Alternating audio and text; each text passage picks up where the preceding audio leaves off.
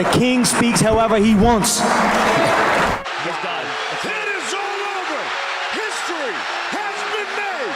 I'd like to take this chance to apologize to absolutely nobody. Between the 6th of April 2013 and December the 12th, 2015, Conor McGregor was simply untouchable. He was delivering vicious knockouts in the cage and was quickly establishing himself as the UFC's most valuable commodity. The combination of his charismatic personality, elite trash talking, exciting fighting style, and ability to cultivate media attention had propelled him to the summit of the sport. At the close of 2015, a Bleacher Report article labelled McGregor as the UFC's chosen future megastar. This was perhaps an understatement. He would go on to feature in all 5 of the highest pay-per-view UFC fights of all time in the following years, and placed 5th in ESPN's World Fame 100 list, only falling behind Neymar, Lionel Messi, Ronaldo and LeBron James. His influence somewhat transcended the MMA world, with his boxing match against Floyd Mayweather catapulting his name globally, and as of 2023, he's estimated to have a net worth of around $500 million. He's a global superstar, yet what if I were to tell you none of this may have ever happened? One fateful night in 2008, the unstoppable rise of Conor McGregor nearly came crashing down before it even fully began. It all could have been so different, and this watershed moment very nearly took an ugly turn. As McGregor's coach John Kavanagh rightly states, parents and other loved ones are often worried about fighters getting badly hurt, but that's never the primary concern of the fighters themselves. Their main issue is that they don't want to be embarrassed in front of people they know. Whatever happens, they just don't want to look silly.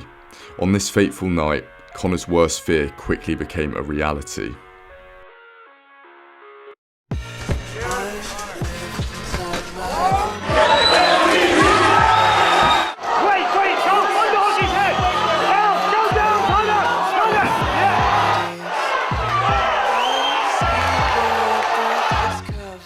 Before we go on guys, if you're an MMA fan like myself, you need to check out Clash TV. Clash TV is a free interactive live streaming platform delivering the best content in high passion emerging sports.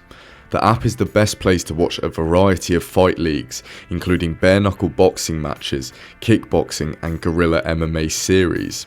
Basically niche leagues which deliver insanely entertaining fights. You can also see in-depth interviews with renowned coaches such as Carl Prince to grasp the hard work which goes into training a champion.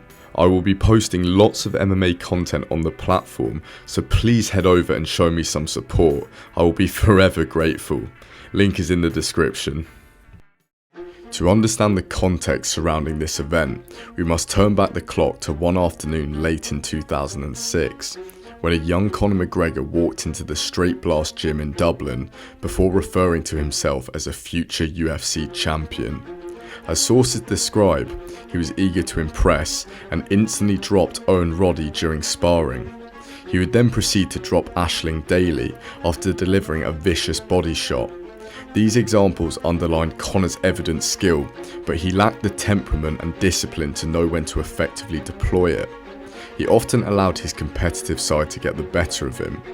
Kavanagh highlights, it was clear that there was enormous potential there, and his striking was exceptional, but there were huge cracks in his ground game that would need to be filled. As we saw in the Khabib fight years later, this would in fact be a reoccurring theme, and unfortunately, his Achilles heel would be realised far sooner than he hoped. Now, it's no secret that McGregor is a fan of partying, and this was a constant in his early MMA days. Consequently, Kavanagh felt that he needed to be taught a lesson and identified Artemy Citenkov from Lithuania as a suitable adversary to put Conor through his paces. The Lithuanian was older, more experienced, and importantly had an extensive background in the Russian martial art of Sambo, a form of wrestling involving lots of leg and arm locks. Kavanagh admits in his autobiography that perhaps there was a side of me that felt this cocky boxer needed to be submitted in order to appreciate the importance of that aspect of the game. At Cage of Truth 3 on the 28th of June 2008, Conor took on Citenkov. Conor had invited all his family and friends and was confident in an early victory. The plan was to land strikes and back away, but Citenkov wasted no time in shooting for the takedown. McGregor defended the takedown attempt well. Citenkov opted to pull guard, dropping to his back and his legs wrapped around Conor. McGregor then sought to posture up and land strikes, but then he made a costly error. Attempting to pass guard, he allowed Citenkov to transition and lock onto his leg. As Citenkov aimed to extend his leg and execute the finish, Conor tried to fight him off with punches on the ground. Being at risk of suffering a career-ending injury, Conor elected to tap out. A loss early in one's career isn't the end of the world, yet to be submitted in 69 seconds is every young fighter's worst nightmare, and Conor took the loss badly. In an interview years later with Citenkov, he commented on the aftermath of the fight. Well, he was 19 years old, like almost a teenager, and it was his first defeat. So, yeah, he was emotional, but all reporters like to speak about it very much, like, oh, you made McGregor cry or something like that. So I'm like, no, I just made a leg lock and he was crying because he was like almost teenager.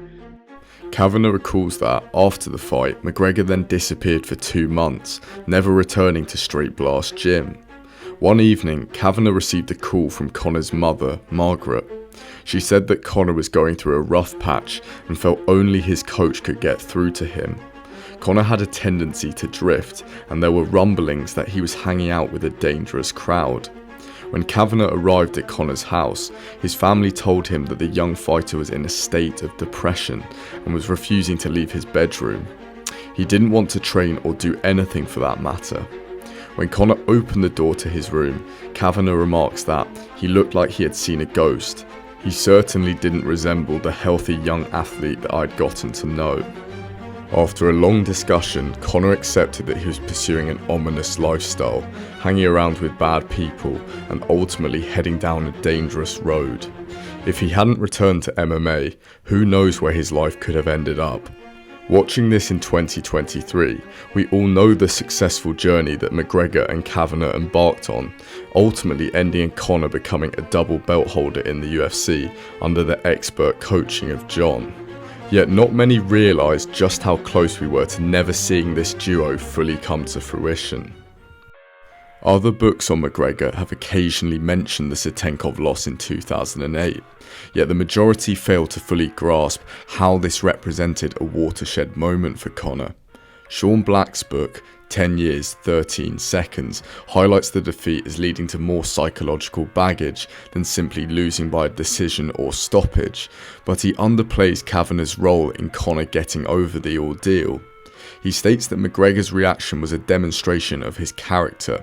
On December the 12th of the same year, he was back in business, finishing Stephen Bailey in just 1 minute and 22 seconds. I'm the fucking future. It wasn't McGregor's strength of character which saved his career, it was John Kavanagh. I made this video to spread awareness for a genuine moment where McGregor nearly abandoned his MMA career. The anecdote fully personifies Conor's bipolar personality, which we have seen throughout his journey. His insane competitiveness, his violent outbursts, and ultimately his determination in coming back from the brink with a little persuasion. Making this video has got me thinking about McGregor's MMA journey, and I want to put this question out to you guys. In 10 years' time, how will McGregor's MMA career be perceived? Has he achieved legendary status, or is his reputation consigned to the scrap heap?